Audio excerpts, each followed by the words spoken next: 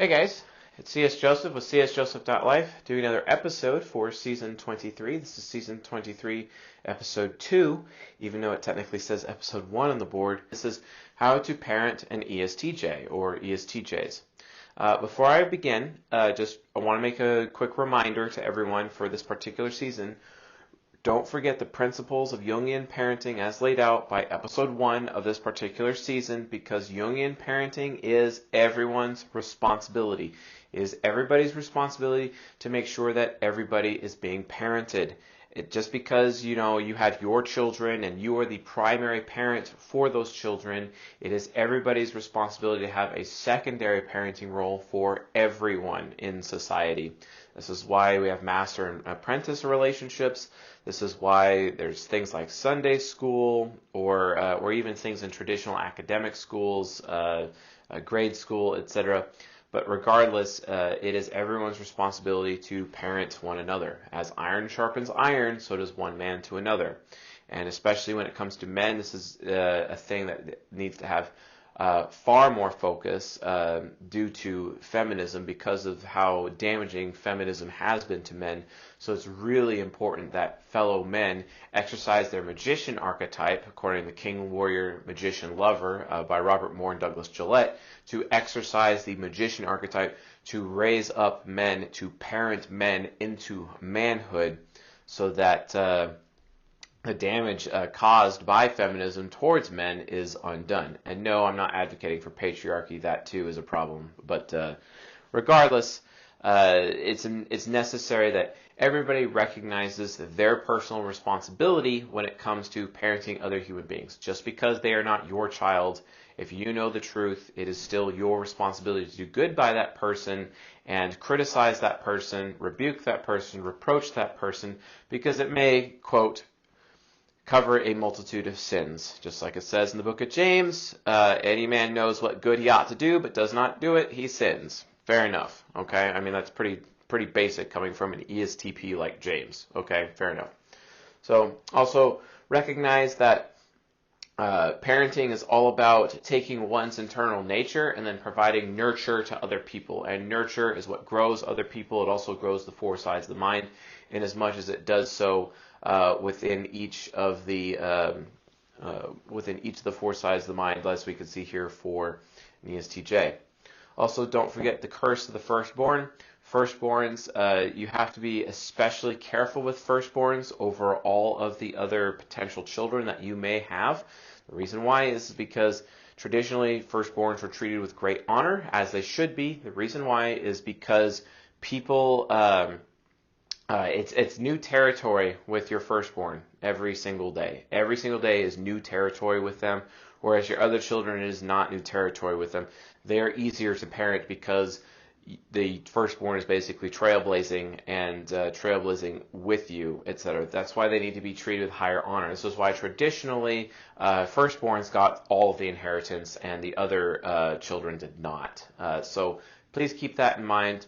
Otherwise, currently right now, especially with millennials and Gen Zers and the generation afterwards with their generational archetypes, the curse of the firstborn is very prevalent, and statistically, currently right now within society, firstborns in Western society, that is, are being neglected more than any other child, and often get the short end of the stick, which is creating a cycle of bitterness, which is negatively impacting their children and creating a generational cycle, leading to repeats of what we know as generational sin or sins of the fathers. If you ever heard of that concept, that's how this is being purported. If we can get past the curse of the firstborn and treat them with higher honor and additional blessings, maybe more so than some of the other children, and that they are respected for their position as a firstborn, because it is new territory with your firstborn for the rest of their existence, that needs to be respected. So please keep that in mind.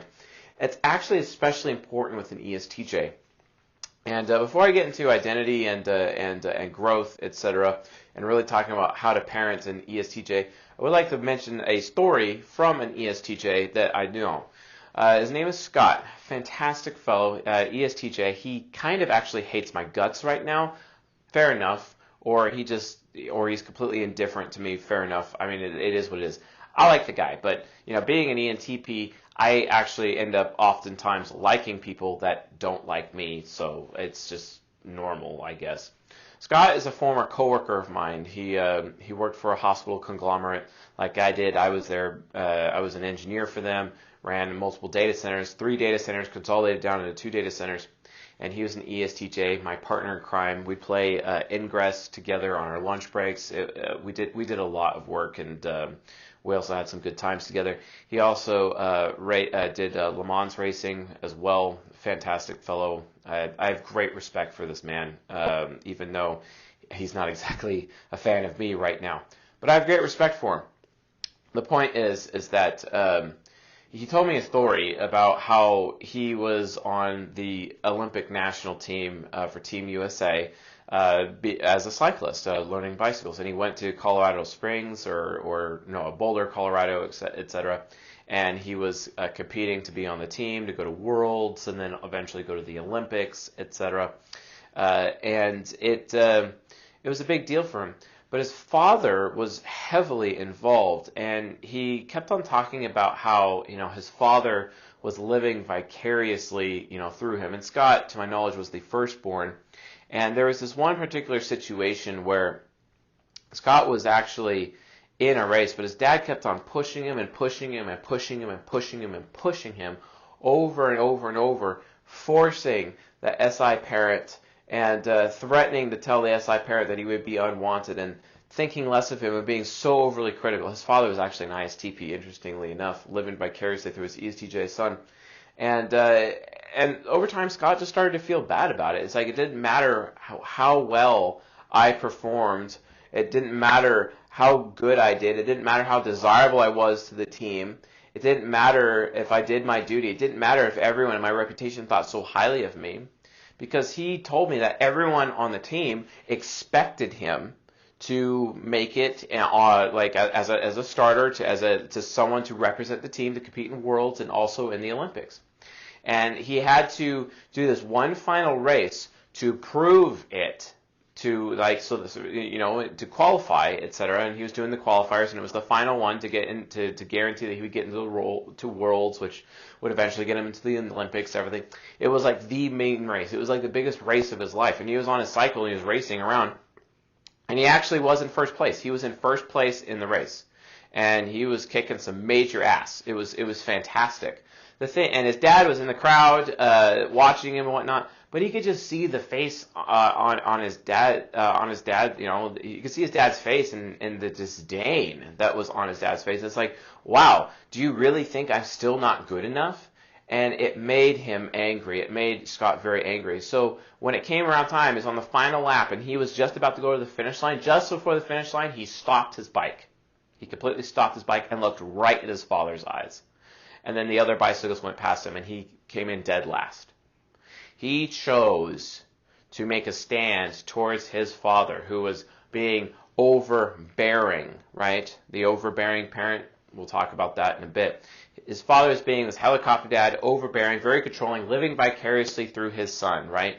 And this ESTJ just stopped to make a point with his ISTP shadow, to tell his dad, it's like, I don't care what you want. It's just that, it's ridiculous that you don't think highly of me. I'm doing my duty here, and you're behaving like as if you don't want me, really?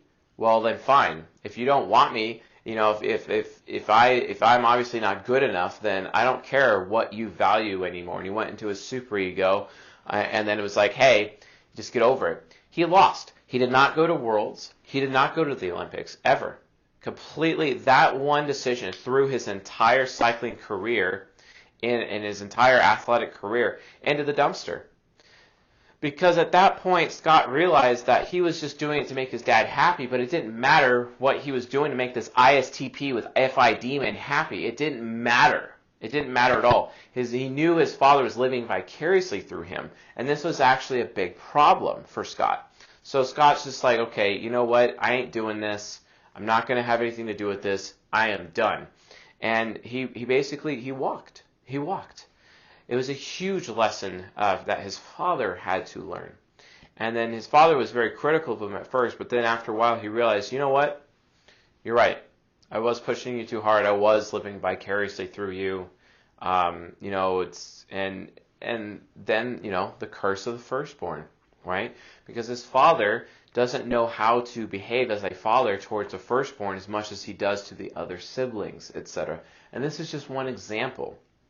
And it got to the point where Scott had to be willing to throw everything away in order to provide that challenge to his father to make sure his father understood that. Because at this point in time in Scott's life, he was literally in the middle of quarter-life crisis, right? Well, his father was in midlife crisis. His father was trying to be that ENFJ teacher to teach his son, etc. And his son's like, you've already taught me everything that you could teach me, and you've never actually been at this level of a competing capability for the national team. Why are you still pushing me? It doesn't do me any good, right? So SE critic kicked in, TI nemesis kicked in, and ultimately extroverted feeling demon kicked in to teach that FI demon a lesson. It's like I don't care what you value, because you obviously don't value me enough. You don't think highly of me enough to care, so I'm not going to care either. So get over yourself. I'm moving on, right?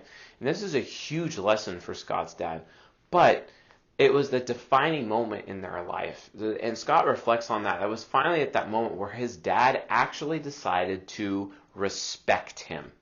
And it's really hard for the firstborn to really gain that level of respect. But it was the first time in Scott's life that his father actually respected him. And after that point, and from then on, his father respects him and has respected him ever since. And it's a really big deal. It's a major big deal in this regard, because respect is everything to men, especially between fathers and sons. And I'll admit, I am afraid that the day will come when my son does not respect me when he comes of age, right? It's a huge fear of mine that I have, because as much as I desire to respect my son when he comes of age, I so much more desire him respect me as his father when he comes of age. That's a really big deal, especially when we live in a society, Western society, where children are oftentimes, lacking in respect, especially boys, and they are man children. And I was a man child. I did not become a man until I was 27 years old. And as a result of a rough experience at a strip club, as a result of my STP cousins tricking me into going, it became a serious issue, right? Well, I've taken those lessons of being a man child and then becoming a man, but I became a man at 27 years old. Basically, my quarter-life crisis forced the issue.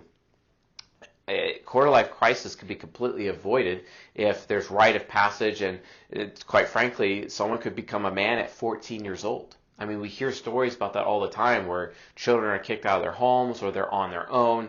A great example of this would be, there's this show on Netflix called The Outer Banks. It's about this ISFP named John B. And John B's father goes missing. He's murdered, but no one knows that. And he goes missing during this, and he's been missing for almost 9 months. And then DCS is coming by to try to put John B into foster care, and it's a total shit show for this ISFP to have all of his freedom being taken away from him.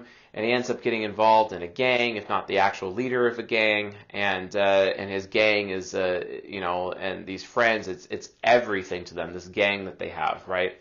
And because it's really all they have within this island that they live on, because they live on the poor side of the island versus the rich side of the island, and it's a huge issue, right?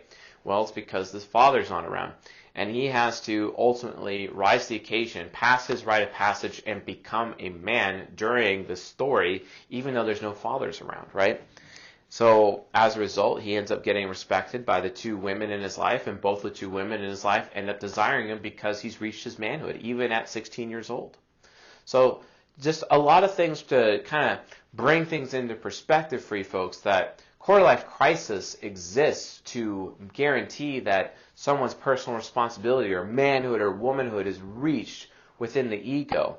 And that's absolutely important in terms of someone's personal growth. And we're going to go into that a little bit more in depth as well. But anyway, the point is, as long as you recognize that parenting is everybody's responsibility. Parenting comes from nurture as a result of everyone's inner natures. Inner natures, it's everyone's responsibility to parent everyone. If you have children, it is your primary responsibility to take care of your children. It is everybody else's secondary responsibility to take care of your children.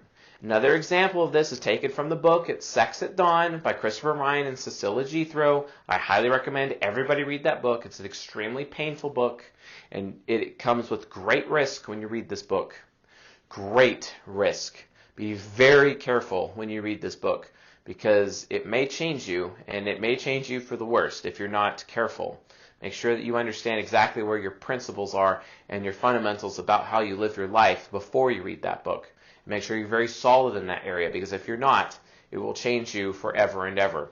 But when reading this book, you understand how a lot of tribes, especially like in the Amazon or even Native Americans and whatnot, there was shared parental responsibility amongst all of the men. They had primary parents for children, but then everybody, all of the men were considered all of the fathers of the children, and it was the responsibility of all the men to raise those boys. And as much as the responsibility for the women to nurture those boys, as much as the responsibility for the women to raise up the girls, etc.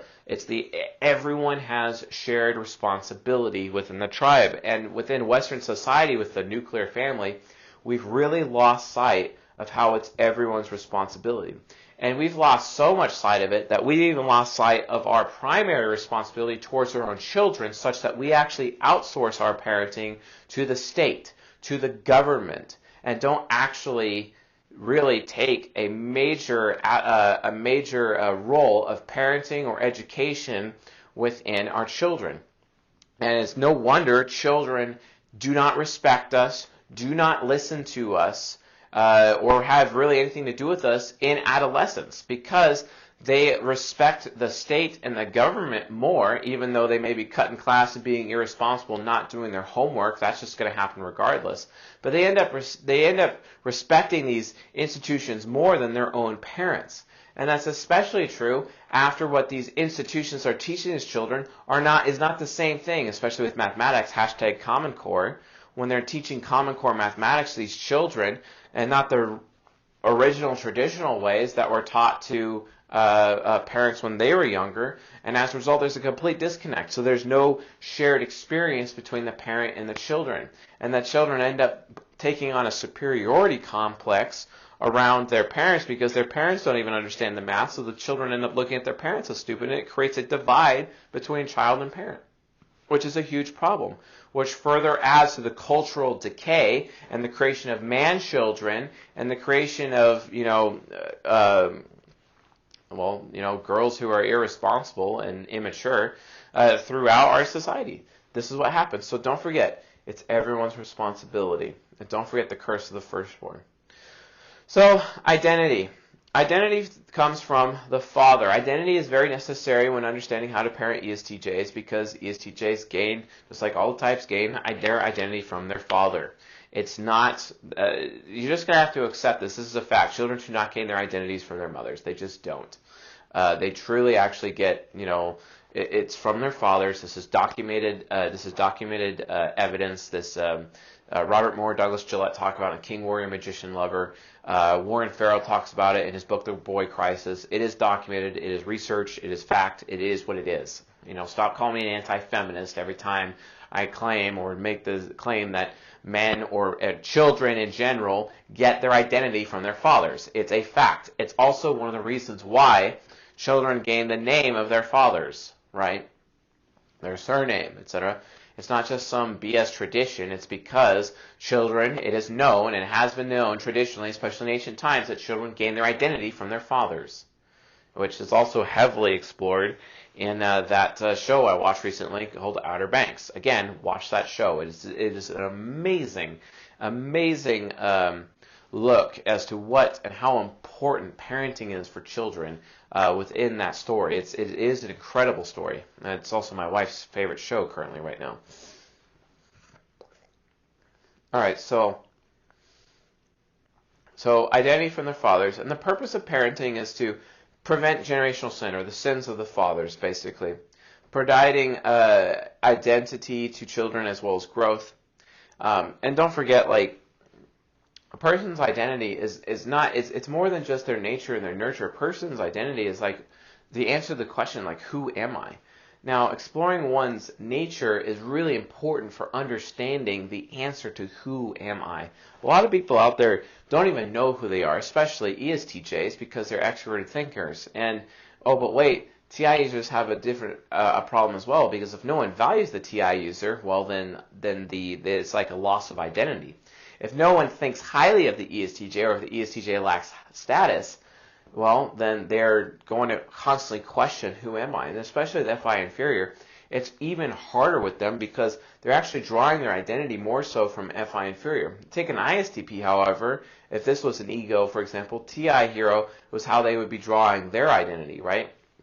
An ESTJ is looking for their identity in terms of being a good person. An ISTP, for example, will be looking for identity in terms of whether or not they're intelligent or capable of thinking their way through things, etc., or very tactical.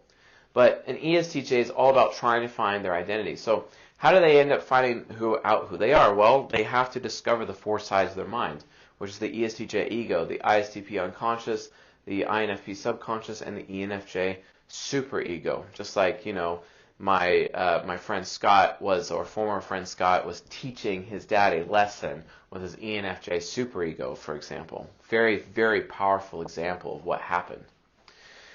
But they have to understand the four sides of the mind. So maybe they should be taking the C.S. Joseph personality assessment. Maybe they should be understanding the type grid so they can understand their nature.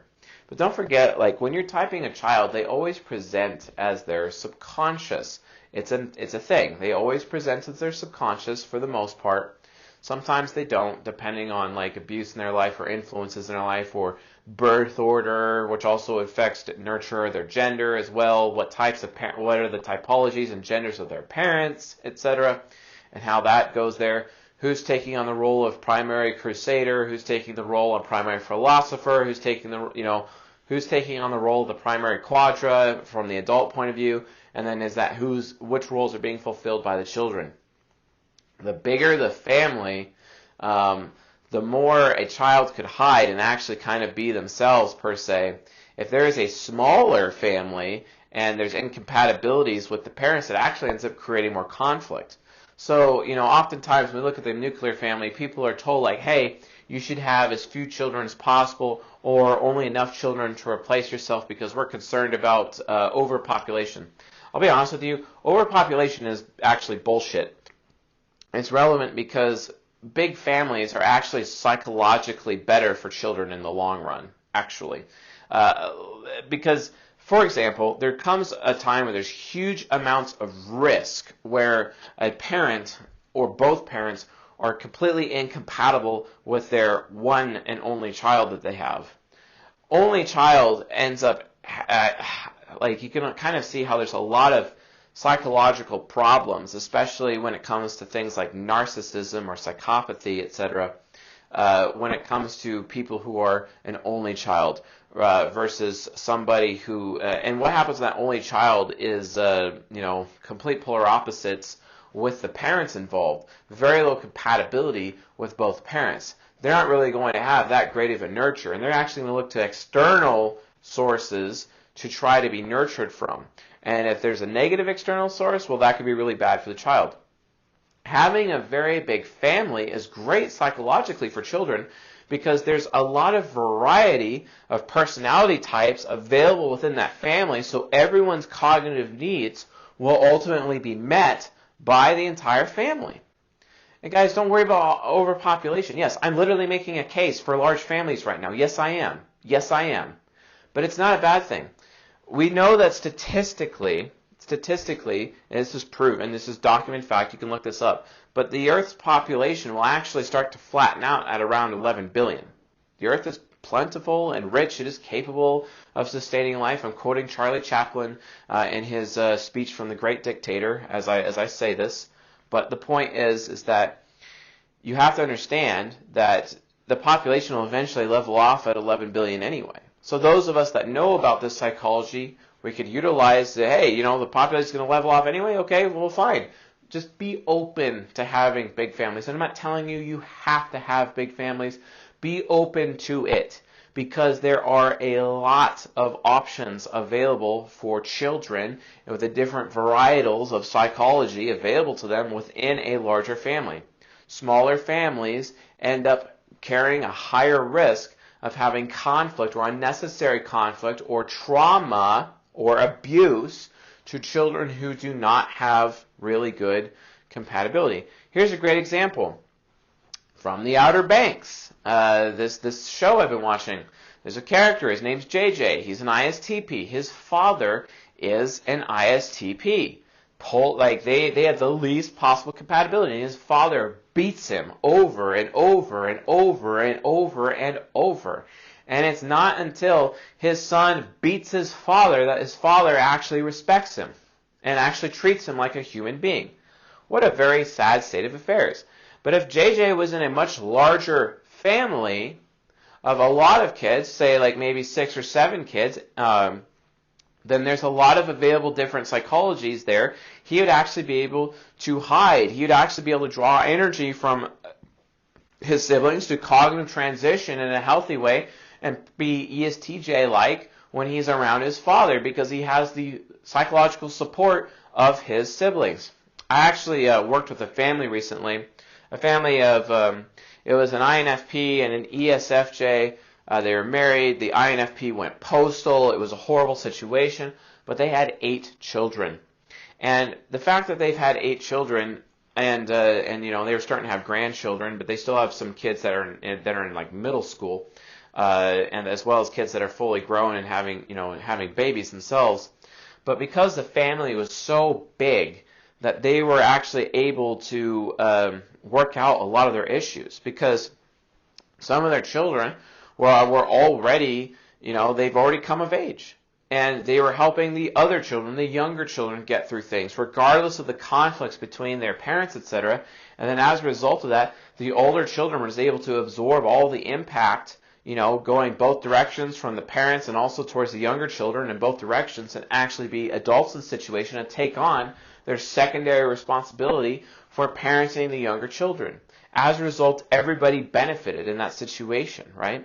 But our race is so xenophobic, right down to the nuclear family, that we're causing this huge rift amongst children that we're parenting. And it's causing a huge problem. A lot of people don't actually understand these concepts. So, so you look at it this way. Have you ever considered just how happy people in Africa are, or even in South America?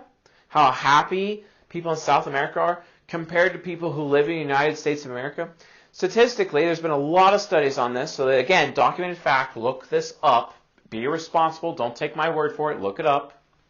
But the fact of the situation is that in the United States of America, according to these studies, that we are the most unhappiest and most stressed out nation on the planet Earth. My theory as to why this is happening, and correlation is not causation, but there seems to be a correlation between the fact that we have much smaller family units, nuclear families, much smaller family units, and because we have smaller family units, okay, and then we're also very highly prone to being so stressed with higher divorce rates, and we have all these smaller families, etc., that it's actually causing a huge lack of psychology being available, different varieties of typologies being available to people to help them deal with those problems. Our Americans are far more xenophobic than other people around the world. You could visit Ireland, or you could visit the UK, the United Kingdom, and literally see how clan-ish everyone is.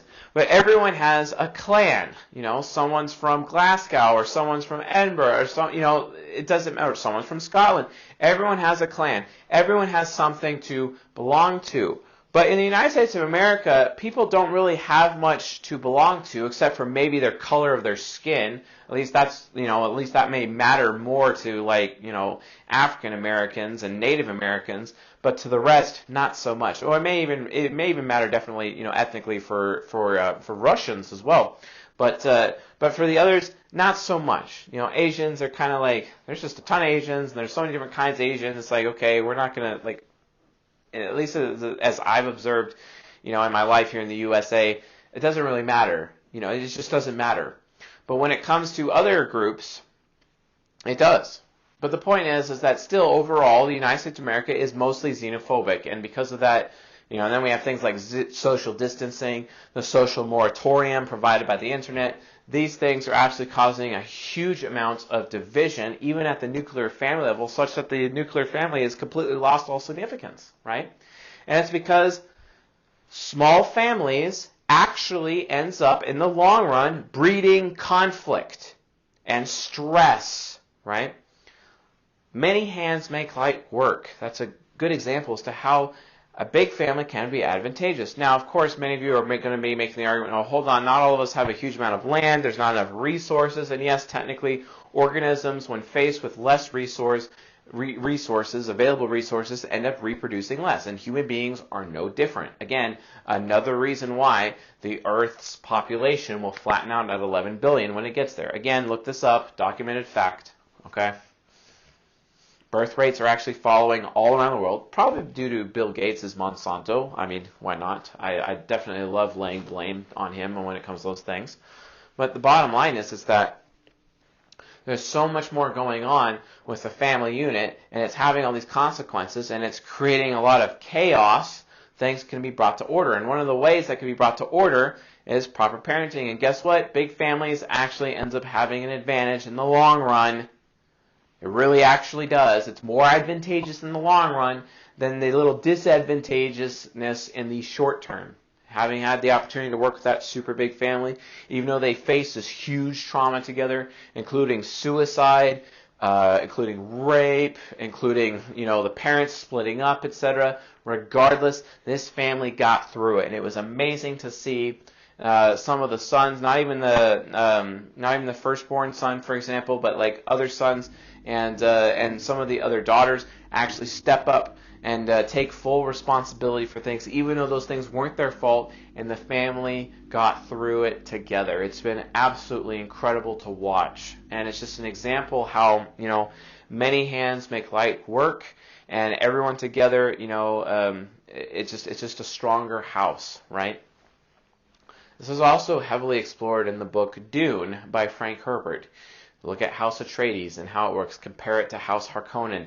It's pretty easy to see the difference and how there's these advantages, especially when it comes to parenting, etc. So remember, children will present as their subconscious. But how do you parent an ESTJ? How do you actually parent an ESTJ? I wonder how far we've gotten into this lecture so far, and we're still actually, talking about the foundation here and actually getting into the meat and potatoes at this point. But how do you actually parent an ESTJ? It's pretty easy. So you just look at their cognitive functions. You follow a similar strategy to social engineering. I presented social engineering in season 21. This is season 23. It's almost the same concept, except with a twist.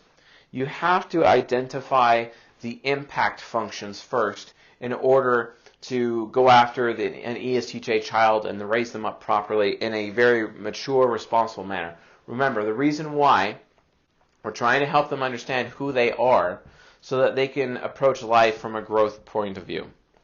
Okay? And this is absolutely critical.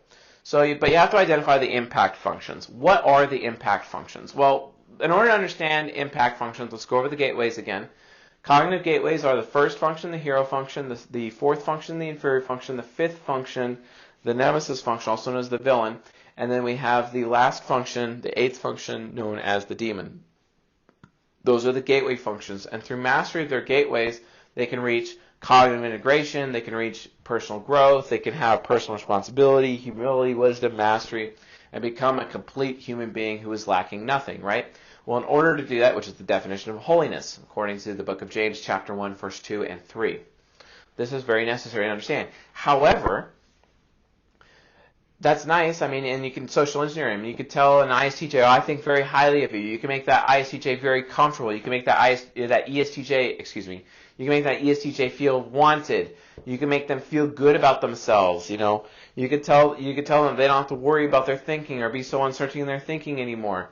You can go out of your way to help them be as presentable as possible and have their environment around them be as presentable as possible so they still remain comfortable. You could help them make decisions. Every single decision that they make, you could be there, right there with them, helping them make that decision. It's because they're affiliative. And then you could always say that you always think highly of them, so they always feel valued, so you never have to worry about them coming after you with their demon and trying to teach you a lesson. Okay? Yeah, basic social engineering for an ESTJ. However, when you're parenting a child, there are certain functions that are far more important, and those are known as the impact functions. Okay? What are the impact functions? Well, it's a little bit different, but reality of the situation is you want to look at their critic for sure. You want to look at their parent function for sure, and you also want to look at their inferior function and their demon function. Basically, the pessimistic functions. You have to look at the pessimistic functions. This is how you parent a child. See, a child, when they're growing up, remember, the hero function is optimistic, it develops first. The child function develops second. So they're already, as a young little child, they already have these two optimistic functions. They need assistance in building and growing their pessimistic functions. It's really, really important that you do this. So that's why you have to spend so much time focusing and developing, as a parent, their pessimistic functions. The reason why is if you don't do that, they're not going to be pessimistic enough in their life to be able to generate personal responsibility. They're going to end up giving into their fears, right? They're going to be foolish and unwise, right? And they're going to be full of hatred, right? This is where all of the problems go. When the pessimistic functions are underdeveloped, the majority of the problems, especially in adolescence, for example, ends up becoming the issue for the child.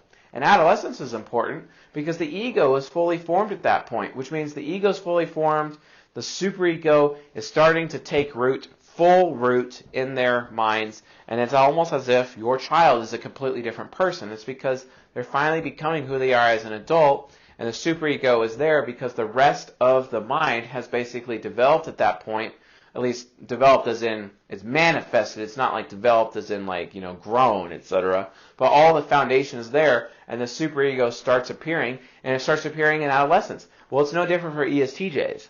And when the superego starts appearing, it's like, wait a minute, I have this ability to leverage social justice on people around me.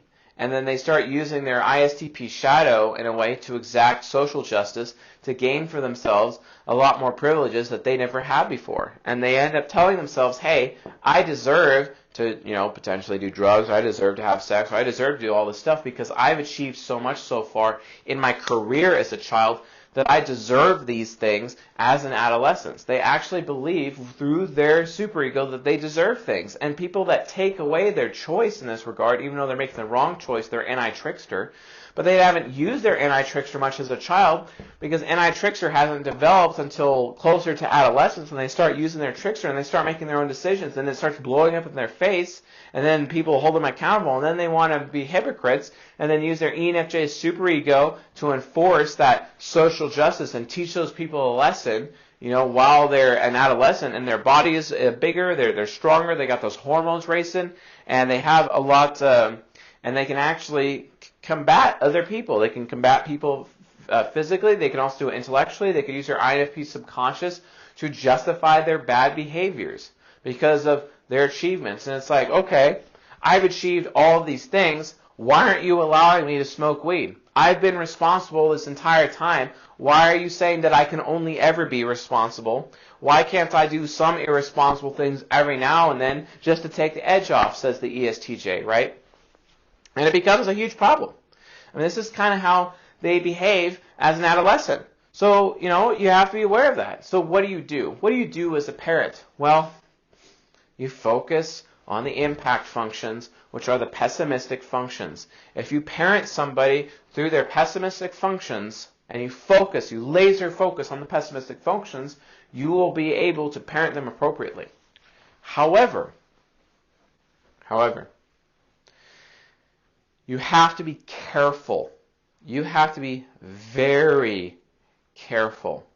The order with which you utilize the impact functions, also known as the pessimistic functions. If you do them out of order, it's just going to blow up in your face.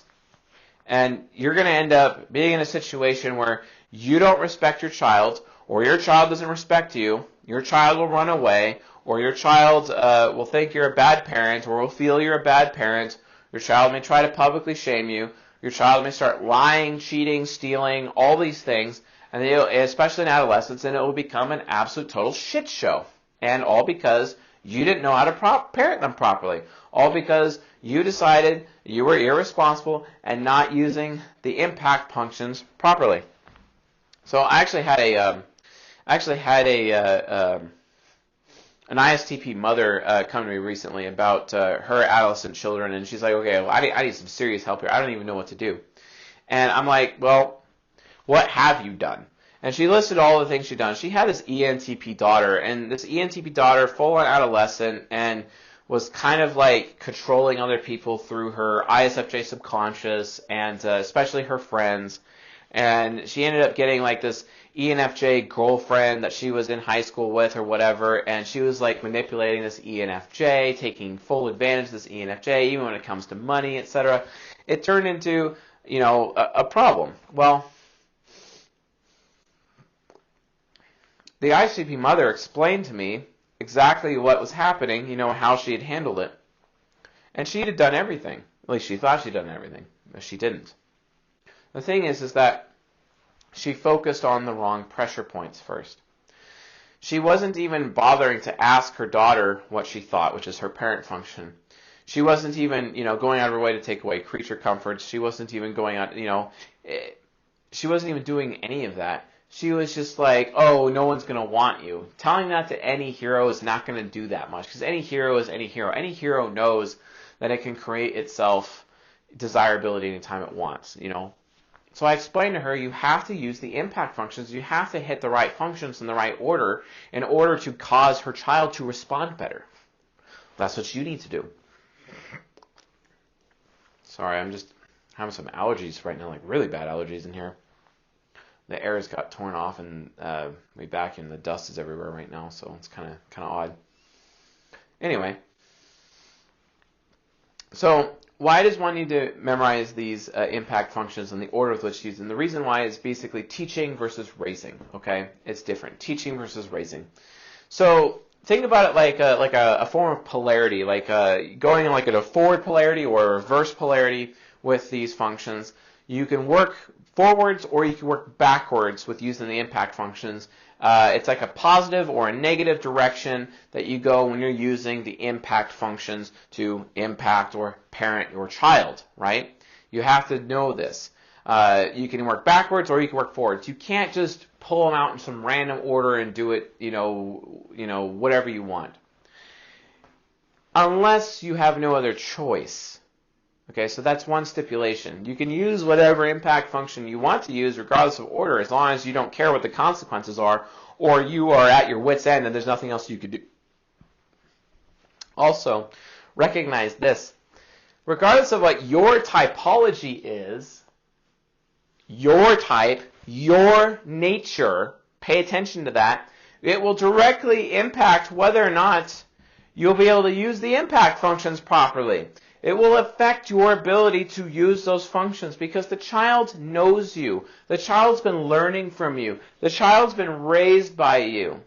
See, you raise a child to the point that they get to adolescence, and then at that point, you have to understand as a parent, it's your job to stop raising them.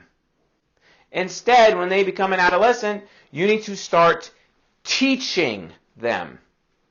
It's completely different. Okay? So let's talk about the difference between teaching versus raising. Okay? Raising happens first. And raising the function that is most attached for raising, especially when it comes to an ESTJ, is the inferior function. The inferior function, also known as the infant function, is the most infantile aspect of a personality. That is the area where a person needs to be raised the most, right? And when it comes to teaching somebody, and especially in the adolescent, that's the critic function. The critic function is where someone ends up being taught the most.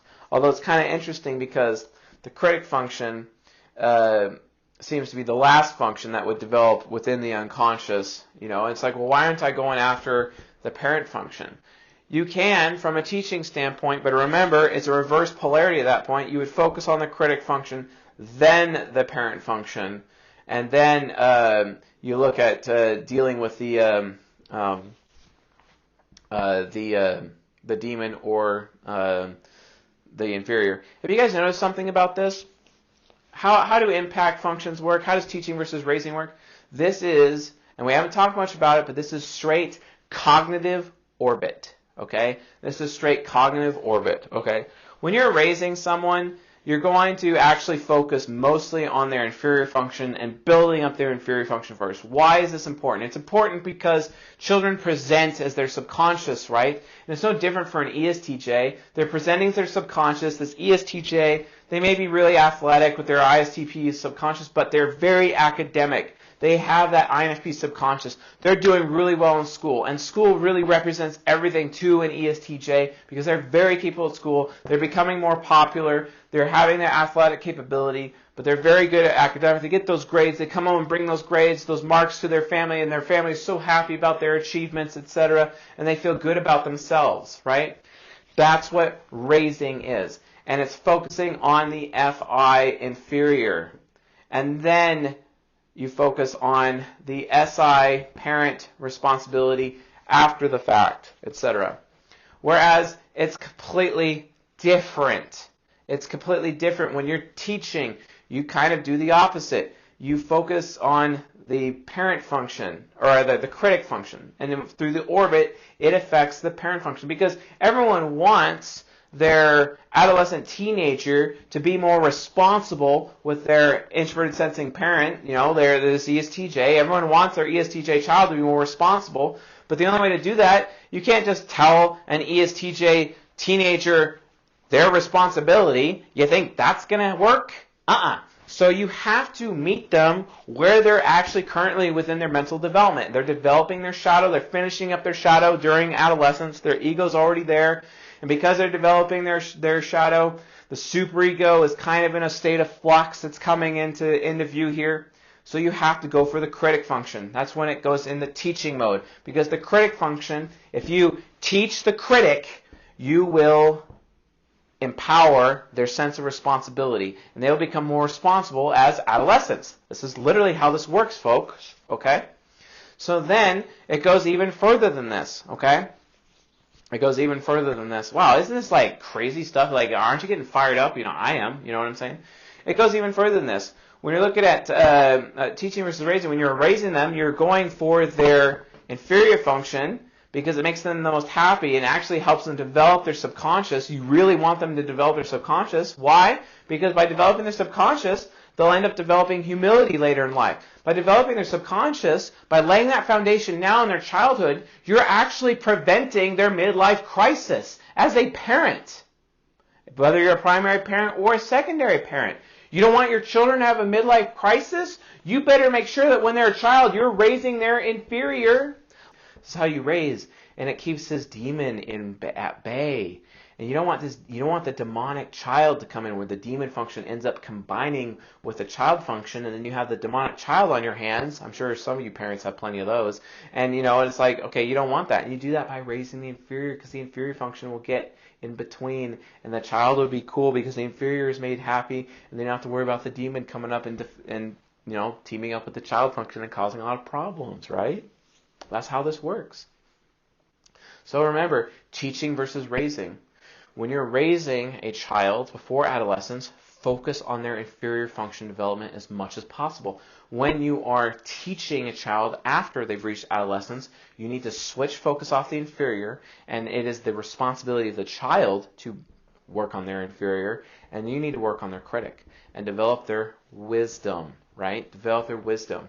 Besides, if you want them to understand their personal responsibility, you could do that by hitting their critic, and that will naturally, through cognitive orbit, translate directly to SI parent, and they will know their responsibility by criticizing them in their critic, okay? So you would tell an ESTJ, so let's talk about this in the context of an ESTJ.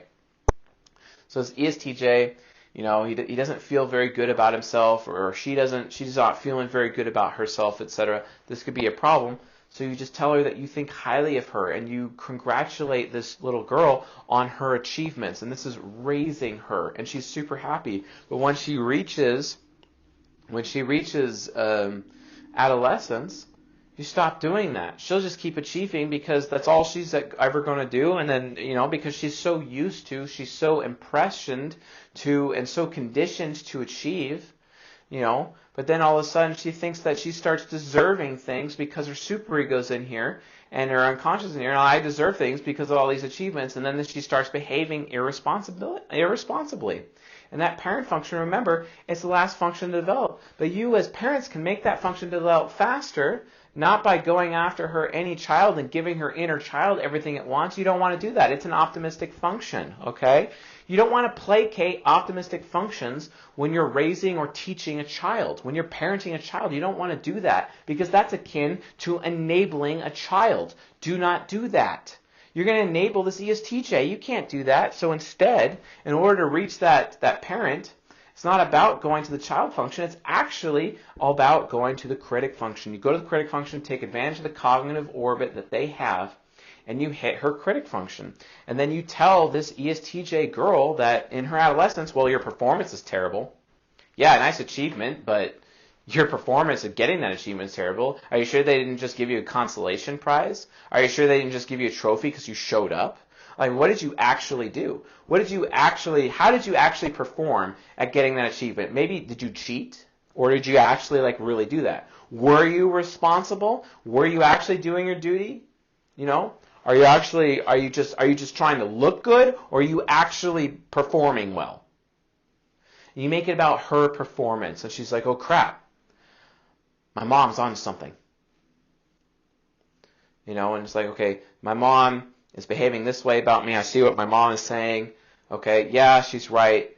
I could be doing a better job of making sure I'm doing it right the first time. Okay, yeah. And then all of a sudden, this ESTJ daughter starts to behave responsibly within adolescence and is not cheating in school anymore. Not really, you know, it's like, because the mom's like, oh, are you doing drugs right now? Well, you look pretty ugly. It's making you ugly right now. Telling an ESTJ girl that she's ugly, that's a quick way to snap her to, especially if she's an adolescent. Whereas if you tell an ESTJ girl that she's ugly as a small child before she's reached adolescence, it's not going to do that much. In fact, she's probably just going to feel like that you think really less of her, and then she's going to feel really bad. She's going to bring her demon out. But as an adolescent, it's completely different.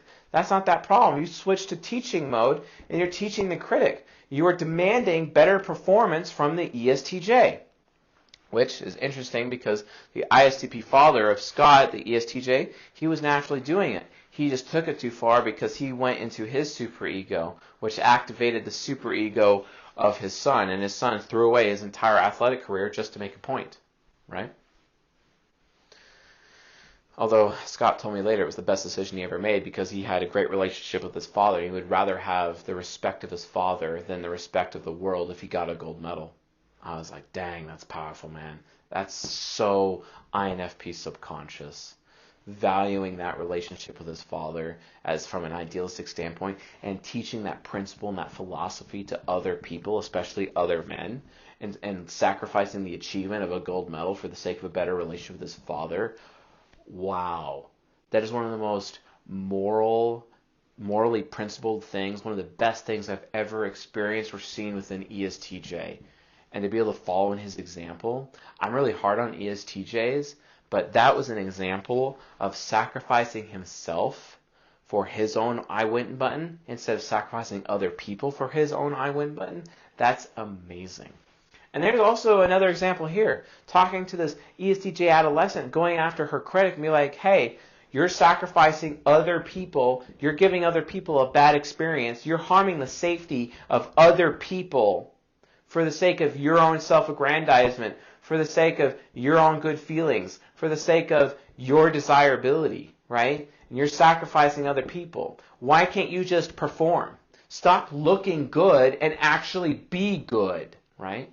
And this is teaching this adolescent. You cannot raise an adolescent. You can only teach them, okay? You can only teach them, okay?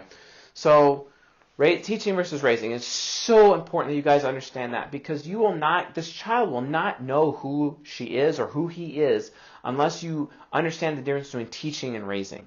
You raise a small child, you teach an adolescent. It's completely different, okay? And you teach them through their critic function because that will help them develop their responsibility. Their responsibility is not going to develop as a small child. SI parent, yeah, it'll be there, but it's weak. It's the last function that's going to develop in the ego. You want it to develop? You got to go for the critic function, folks. That's how it works. As a small child, if you want them to, they're presenting as their subconscious, so you need to support that subconscious as much as possible, because the first pessimistic function that's going to develop in a child is their inferior function. It's not their parent function that develops last. It's because the parent function is being saved for development through adolescence. Because what is the purpose of adolescence? The purpose of adolescence is specifically to help the child prevent and get past quarter-life crisis, folks. That's the point. Which takes us down to proof of life, growth. Why are we parenting this child? It's for the sake of growth. We want this child to become a grown adult, a grown human being, capable of being responsible and making their own decisions, capable of happiness, capable of maturity, capable of self-mastery and going all the way in their life. And they only learn these things through personal responsibility, personal humility, personal wisdom, and personal mastery. The four results, the four main results, the four main actions, the four main proofs of development of the four sides of the mind. And that only comes through growth. The only proof of life that's out there is growth. Growth is everything, okay? This is absolutely important, okay? So it goes on, okay? It goes on. Gosh, we're getting a lot of mileage out of the board today. But it goes on. So don't forget that each of these four phases of life are also responsibility. If someone does not learn personal responsibility in their adolescence, their mind will force them to. Life will force them to learn lessons of personal responsibility regardless. It is up to parents, it's up to us, parents, primary parents and secondary parents, everyone else, to get a child in adolescence to learn personal responsibility as soon as possible. Because if we do not do this, we sin. Any man knows what good he ought to do, but does not do it, he sins. That's the point. Why? Because this child will then experience quarter-life crisis. What happens when a child experiences quarter-life crisis? Guess what my quarter-life crisis did? It created divorce.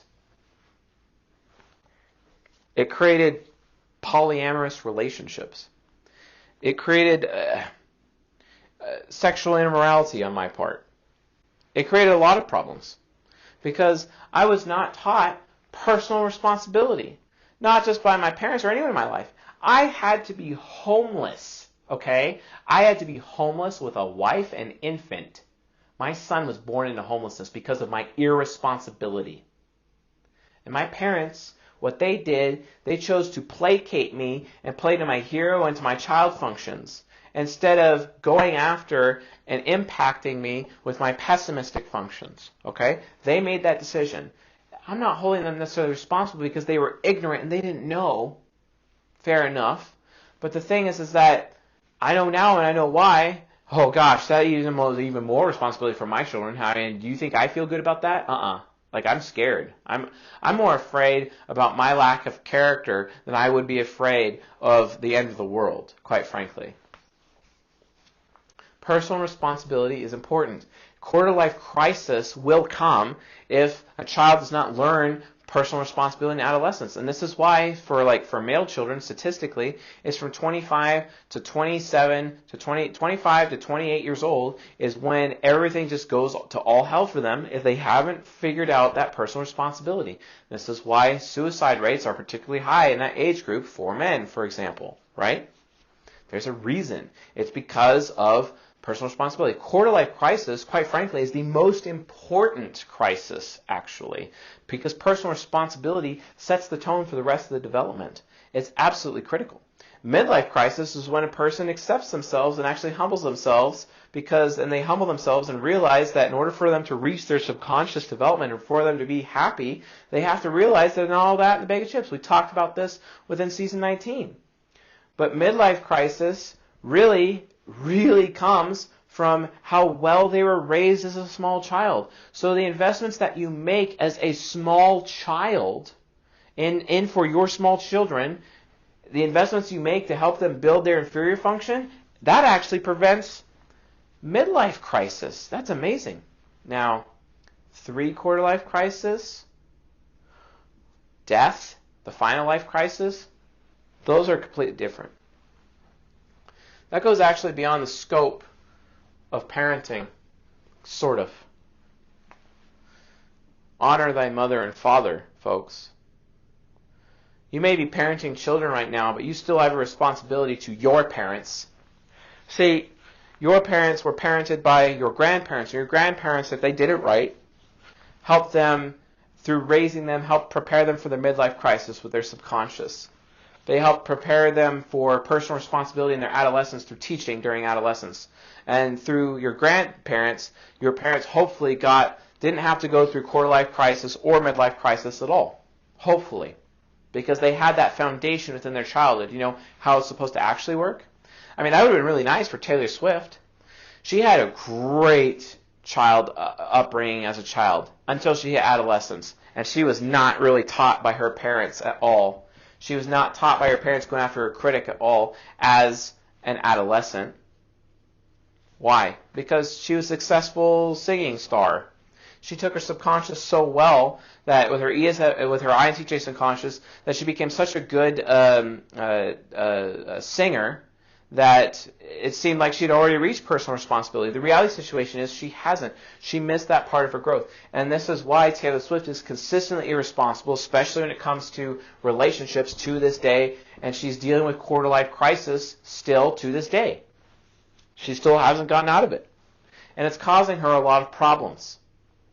Because her parents didn't even have the opportunity, because of her fame, to teach her personal responsibility and teach her through this cognitive orbit, through the critic function, because they raised her so well that she became super popular and successful, financially speaking, popularity speaking, as an ESFP would like, by the time she was a teenager. And then they lost out on that opportunity to teach her properly when she was an adolescent. And it's no wonder song after song after song is what it is. You see what I'm saying? But to an ESTJ, it's very similar. Scott was pushed so hard in sports and athletics, he was able to get that subconscious, development, but it was all about more of his shadow development and not so much his subconscious. And in order to actually show wisdom, he had to have that situation with his father. Because his father was still trying to raise him and not actually teach him. Because that's not what his INFP subconscious needed. You see what I'm saying? That's not what his ISTP unconscious needed. It's because his parent function was not developed well enough. His inferior function was developed big time. And he is very subconscious focused, this man. He's very subconscious focused. See, folks, this is literally how cognitive focus actually comes into play. Cognitive focus really is a direct result of raising versus teaching versus raising. If you are raised more as a child, then you are subconscious focused. If you are taught more as a child, then you are more unconscious focused. Think about that. It really comes down to balance, folks. We need balance in our lives. And there's so many layers and so many levels. It's like Fibonacci growth going everywhere to really understand these concepts. Okay? But again, personal responsibility. So quarter life crisis, midlife crisis, those things are handled. But later in life, you have 3 quarter life crisis and your death. Those are handled actually through parenting of you being parented by your children. When your children parent you. So this ESTJ is grown up now, and this ESTJ woman has had children, right?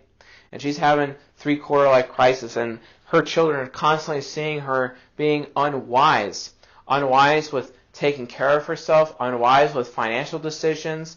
Her husband, their father actually died early. And she keeps having sexual relationship after sexual relationship. She's like, I'm 47 years old. I don't care anymore. And then by the time, and she ends up getting involved with swingers. And she ends up having tons of these, even in orgies. I mean, statistically, people are way more open to that in their 50s because it's like, oh, I'm in like a whole new level of life. It's like being a kid again. It's kind of interesting how that works. So then people end up having to be parented by their own children at that point. So it is the responsibility of their children to parent them to get through 3 quarter life crisis and wisdom. Why?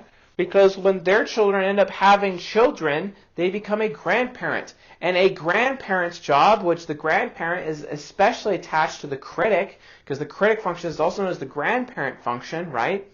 They end up having to do that whole cycle of raising versus teaching, but it's mostly focused on teaching for their grandchildren, right? And it is through that they're able to confer upon that wisdom. Folks, if a parent does not have grandchildren, because it's interesting, when you have grandchildren, they're like, oh yeah, I get to do this whole thing again and be this parent again. No, it's actually their children are the parents. And they have to respect their children's wishes over how those children are being parented, right?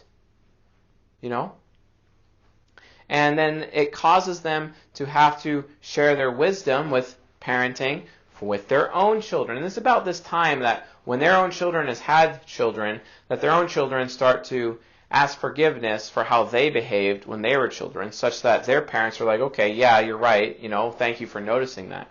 It helps, and then their own children is coming to them, asking them for wisdom, right? 3 quarter life crisis. And this ESTJ is doing that for 3 quarter life crisis, right? It's super important. And then they don't have 3 quarter life crisis anymore. They don't end up feeling or believing that, or thinking that they've wasted their life and that they are these unwise, foolish people, at this point, these ESTJs. And then it goes on. And then at that point, they feel like they've had a fulfilled life. And at that point, they're letting go of all of their hatred. They're letting go of all their hatred because they've gotten all these other things handled at this point, and they're able to go towards their death feeling complete and lacking nothing, having an aspect of holiness. And then their demon function is no longer hating of other people, that they end up actually loving other people. This is why you see big-time ESTJs who are about to go on their death, they become major philanthropists. And they start giving so much of all their vast wealth that they've collected throughout their life. I've seen a few ESTJ millionaires or billionaires who have given up their wealth to other people on their deathbed, basically, or as their deathbed is approaching, and they end up owning absolutely nothing, and they've given it all away to charity and philanthropy, etc. And this happens consistently. This is an example of self-mastery. Or they end up writing a biography hoping that it will teach a valuable lesson to other people in their lives. That would only be possible because of the raising versus teaching that they had as children themselves, as adolescents themselves, and then also having that wisdom experience with their own children and their grandchildren, and then having those family members there to take care of them in their old age, to enough where they, wow, my children actually think highly enough of me to actually take care of me. That makes me feel valued. That makes me feel wanted. And they're making me comfortable in my old age. Wow. I'm really grateful for them because I'm so grateful for my children, my family, and that they still want me, and I'm so grateful. I'm going to be so giving to other people, and I'm going to become that philanthropist right as I approach my deathbed. Okay? Do you not see how this goes? Folks, again, it's all about teaching versus raising, and raising versus teaching is all about that. It's all about the small child and making sure that their inferior function is there to prevent midlife crisis. And then their adolescence, they need to learn personal responsibility. You got to develop that parent function in them. You know, use the social engineering concepts. You tell an ESTJ, hey, you better go to bed. It's your duty. You want to ruin the teaching versus raising? You start going to the other functions. You start going after their optimistic functions.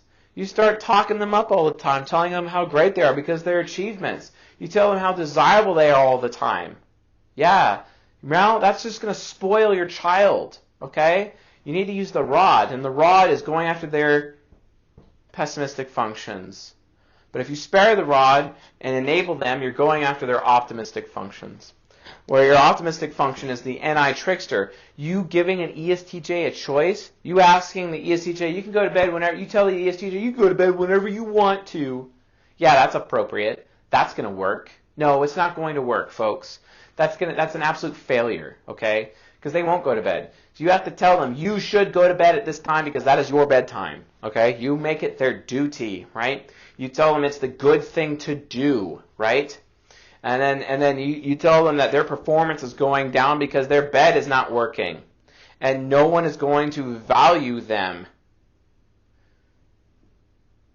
You know, no one's going to care about their principles. No one's going to care about their value unless they do it this way.